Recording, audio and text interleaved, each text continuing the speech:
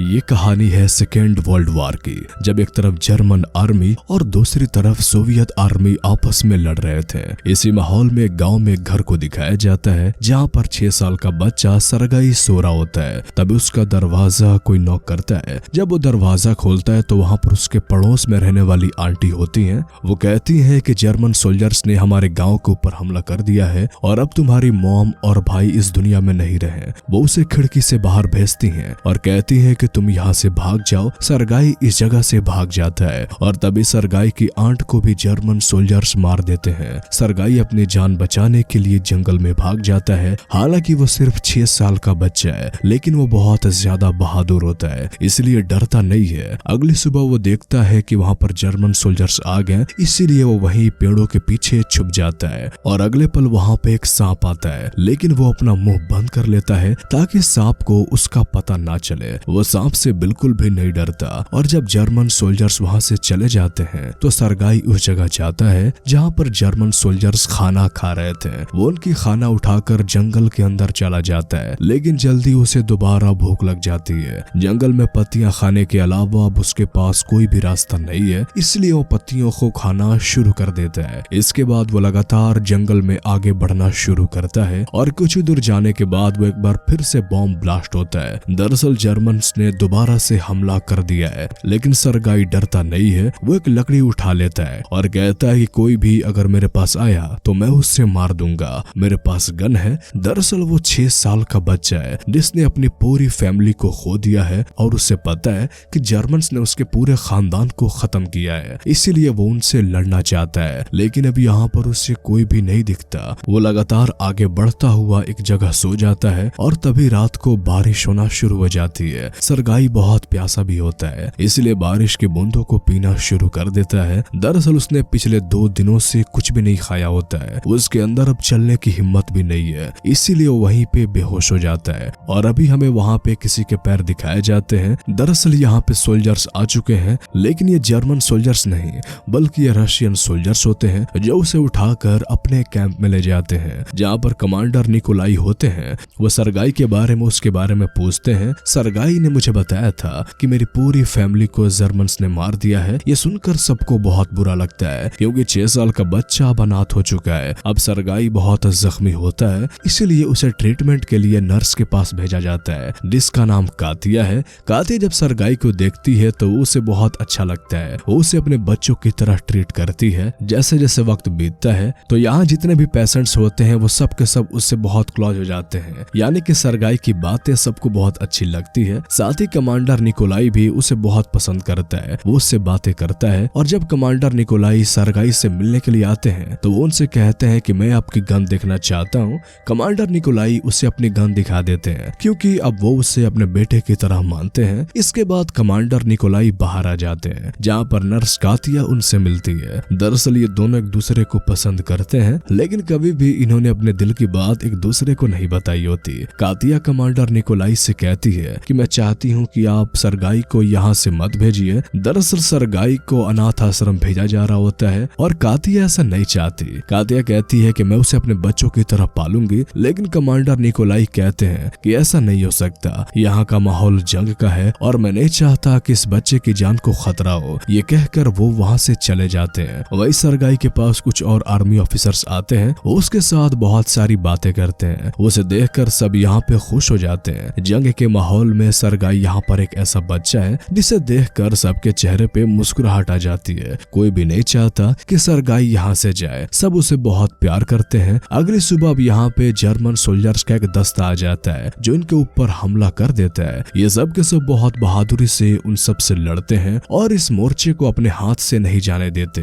अब यहाँ पर कुछ और दिन गुजर जाते हैं और अब वो दिन आ जाता है जब सरगाई को यहाँ से अनाथ आश्रम जाना होता है। उसे लेने के लिए आर्मी का एक सोल्जर कमांडर निकोलाई के पास आता है। कातिया उसे लेकर कमांडर के पास जाती है, लेकिन कातिया यहाँ से चली जाती है क्योंकि वो सरगाई को जाते हुए नहीं देख सकती। दरअसल वो बहुत ज्यादा इमोशनल हो जाती है। कमांडर निकोलाई भी उससे बहुत प्यार करते हैं, लेकिन वो उसकी जान को खतरे में नहीं डालना चाहते हैं, इसलिए वो उसके साथ कुछ वक्त बिताते हैं। कमांडर निकोलाई चाहकर भी सरगाई को नहीं देख पा रहे होते हैं क्योंकि वो खुद भी नहीं चाहते हैं कि सरगाई यहाँ से जाए। कमांडर निकोलाई ने सरगाई के लिए लकड़ी की एक गन गन बनाई होती है। दरअसल सरगाई भी इस जगह से नहीं जाना चाहता। वो गन लेने के बाद कमांडर के गले लग जाता है, जिससे कमांडर निकोलाई का दिल पूरी तरह से पिघल जाता है और वो सरगाई से कहते हैं कि क्या तुम मेरे बेटे बनोगे। सरगाई कहता है कि हाँ, और अब सबको पता चल चुका है कि कमांडर सरगाई को लीगली अडॉप्ट करना चाहते हैं। उन्होंने उसे अपना बेटा बना लिया है। अब यहाँ पर कातिया सरगाई के लिए बहुत अच्छे ड्रेस बनाई होती है, साथ ही आर्मी के जूते भी, जिन्हें पहनकर वो खुशी खुशी सबको दिखाने के लिए जाता है। तब इनके ऊपर से जर्मन प्लेन्स गुजरने लगते हैं जो इनके ऊपर हमला कर देते हैं। बहुत सारे सोल्जर्स जख्मी हो जाते हैं, पर कैप्टन निकोला किसी तरह से सरगोई को बचा लेते हैं और जब जर्मन के प्लेन यहाँ से चले जाते हैं तो सरगाई उसकी मदद करना चाहता है। वो सबके पास जाता है लेकिन कोई उसकी बात नहीं सुन रहा होता है, इसलिए वो उस कैंप में जाता है जहाँ पर सभी जख्मी सोल्जर्स होते हैं। यहाँ पर एक सोल्जर की दोनों आंखें चली गई होती है। उसके घर से उसके लिए लेटर आया होता है और वो सरगाई से कहता है कि क्या तुम इस लेटर को पढ़ सकते हो। सरगाई एक छोटा सा बच्चा है, उसे पढ़ना तो नहीं आता, लेकिन फिर भी वो उसके लिए चिट्ठी पढ़कर कुछ न कुछ बोलना शुरू कर देता है। वो उससे ये भी कहता है कि तुम्हारी गाय ने अब बहुत सारा दूध देना शुरू कर दिया है। वो सोल्जर कहता है कि लेकिन मेरे पास तो कोई गाय ही नहीं है। तभी बगल में लेटा हुआ सोल्जर कहता है कि जो ये बच्चा बोल रहा है तुम बस सुनते रहो। और उसके बाद वो उसका लेटर अपने मन से पढ़ना शुरू कर देता है, जिसे सुनकर सबको बहुत हंसी आती है और जंग के इस इंटेंस माहौल में कुछ पलों के लिए खुशी आ जाती है। इसी तरह से सरगाई को यहाँ पर दिन बीतते चले जाते हैं। वो बिल्कुल सिपाही की तरह सोल्जर्स की तरह रहता है और एक सुबह जब वो शेविंग कर रहा होता है तो उसके पास दो सोल्जर्स आते हैं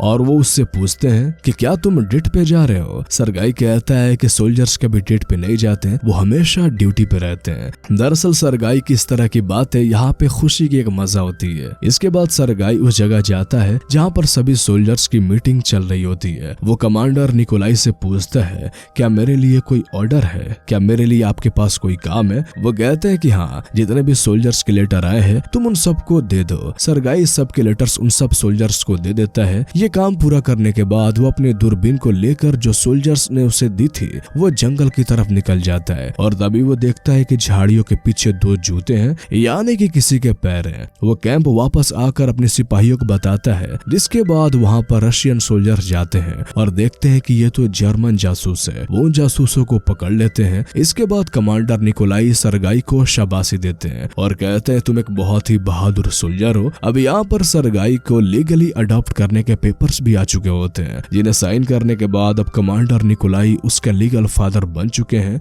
इससे इन दोनों को बहुत खुशी होती है। अगली सुबह एक बार फिर से जर्मन इस जगह पे हमला कर देते हैं। कमांडर सरगाई से कहते हैं कि तुम्हें इसी जगह बैठना होगा, तुम यहाँ से कहीं भी नहीं हिल सकते। और हमले के दौरान दोनों ही मुल्कों के सोल्जर्स के बीच में लड़ाई होना शुरू हो जाती है। इसी लड़ाई में इनके रेडियो टेलीफोन का जो तार होता है वो टूट जाता है। कमांडर निकोला एक सोल्जर को उस जगह भेजते हैं और सरगाई भी उसके पीछे पीछे चला जाता है। रास्ते में वो सोल्जर जख्मी हो जाता है, जिस वजह से वो आगे बढ़ नहीं सकता। सरगाई कहता है कि मुझे बताओ कि वायर कैसे जोड़ना है, मैं वहाँ पर जाकर जोड़ देता हूँ। सोल्जर उससे मना करता है, लेकिन फिर भी सरगाई उससे पूछकर उस जगह पहुँच जाता है और वो उन वायर्स को जोड़ देता है, जिससे कनेक्शन वापस आ जाता है। और कमांडर निकोला को जिन्हें बहुत ही जरूरी बात करनी थी, अब वो अपने ऑफिसर से बात करते हैं। सरगाई ने यह साबित कर दिया कि वो एक बहुत ही अच्छा सोल्जर है। सरगाई ये जानता है कि कमांडर निकोलाई नर्स कातिया को प्यार करते हैं, लेकिन वो अपने दिल की बात नहीं बोल पाते, इसलिए वो कातिया के पास जाता है और उसे कहता है कि कमांडर निकोलाई की हालत बहुत ज्यादा खराब है, वो उठ नहीं पा रहे होते हैं। ये सुनकर कातिया घबरा जाती है, पर जब वो कमांडर निकोला के पास जाती है तो वो देखती है कि वो पूरी तरह से ठीक है। ये दोनों समझ जाते हैं कि ये सरगाई ने जानबूझ के किया है। अब इन दोनों के बीच में थोड़ी सी बातें बढ़ जाती है और अगली सुबह वो कातिया के पास जाते हैं और उससे कहते हैं क्या तुम सरगाई की मॉम बनना चाहोगी, यानी कि उन्होंने अपने प्यार का इजहार उससे कर दिया है। कातिया भी हाँ कर देती है। अब अगले दिन इन्हें ऑर्डर्स मिलते हैं कि इन सबको यहाँ से दूसरी जगह जाना होगा। दरअसल इस पोस्ट को इन्हें खाली करना है और अब ये पूरा का पूरा फौजी दास्तां इस जगह को छोड़कर आगे बढ़ने लगते हैं और तभी जर्मन्स इनके ऊपर हमला कर देते हैं। कई सोल्जर्स जख्मी हो जाते हैं, लेकिन लगभग सभी बच जाते हैं और ये दूसरी जगह पहुंच जाते हैं जहाँ पर कमांडर निकोलाई अपने जनरल से मिलते हैं। और जब वो उससे बात कर रहे होते हैं तभी यहाँ पर सरगाई आ जाता है, जो पूरी तरह से एक सोल्जर की यूनिफॉर्म में आता है। सबसे पहले वो जनरल और कमांडर को एक सोल्जर की तरह सैल्यूट करता है और पूछता है कि आज मेरे लिए क्या ऑर्डर्स हैं। कमांडर निकोलाई कहते हैं कि सब सोल्जर्स को लाइन में खड़ा करो और देखो कि किस किस के जूते फट चुके हैं, या किसी को भी कोई चीज की जरूरत हो तो उसका नाम नोट कर लो, उसके बाद हमें रिपोर्ट करो। सरगाई ऐसा ही करता है। वो एक लिस्ट बनाकर अपने फादर यानी कि कमांडर के पास और जनरल के पास आता है और लिस्ट उन्हें दे देता है। इसके बाद वो जनरल से परमिशन मांगता है। वो कहता है कि मैं चाहता हूँ आप मेरे डैडी यानी कि कमांडर की और नर्स कातिया की शादी का परमिशन दे दें। ये सुनकर कमांडर और जनरल दोनों बहुत हंसते हैं। हालांकि सरगाई जो कुछ भी कर रहा होता है वो बहुत सीरियस कर रहा होता है, लेकिन सबको उसकी प्रेजेंस से बहुत खुशी होती है। अब रात को एक बार फिर से जर्मन्स इनके कैंप के ऊपर बहुत बड़ा हमला कर देते हैं, जिसमें कई सोल्जर्स मारे जाते हैं और कई जख्मी हो जाते हैं। सरगाई अपने फादर कमांडर को ढूंढ रहा होता है, लेकिन उसे वो कहीं नहीं मिलते। अगली सुबह इन्हें पता चलता है कि उसके फादर बहुत जख्मी हैं। वो कमांडर निकोलाई के पास जाता है, जिन्हें देखकर सरगाई की आंखों में आंसू आ जाते हैं। वो पहले भी अपनी पूरी फैमिली खो चुका है और अब अपने फादर को यानी कि कमांडर निकोलाई को नहीं खोना चाहता। कमांडर निकोलाई उसे कहते हैं कि कभी भी कोई सोल्जर कोई मर्द आंसू नहीं बहाता, जिसके बाद वो चुप हो जाता है। कुछ दिनों के बाद कमांडर पूरी तरह से ठीक हो जाते हैं और उसके बाद सरगाई और कातिया ये तीनों के तीनों एक हो जाते हैं। और इसके लास्ट में हमें बताया जाता है कि सरगाई यहाँ पे नहीं रुका, वो बटालियन के साथ पोलैंड और जर्मनी तक गया। साथ ही उसके सर्विसेज के लिए उसे मेडल फॉर बैटल मेरिट भी दिया गया, जो एक सोल्जर के लिए शान की बात है। और इसी के साथ हमारी ये कहानी यहीं पे खत्म हो जाती है। तो कैसी लगी आपको ये मूवीज एक्सप्लेनेशन, हमें कमेंट करके जरूर बताएं। और अगर आप इस तरह के और भी कहानियां सुनना चाहते हैं तो हमारे इस चैनल को सब्सक्राइब कर लें। तो फिर मिलते हैं आपसे अगले वीडियो में, तब तक के लिए गुड बाय।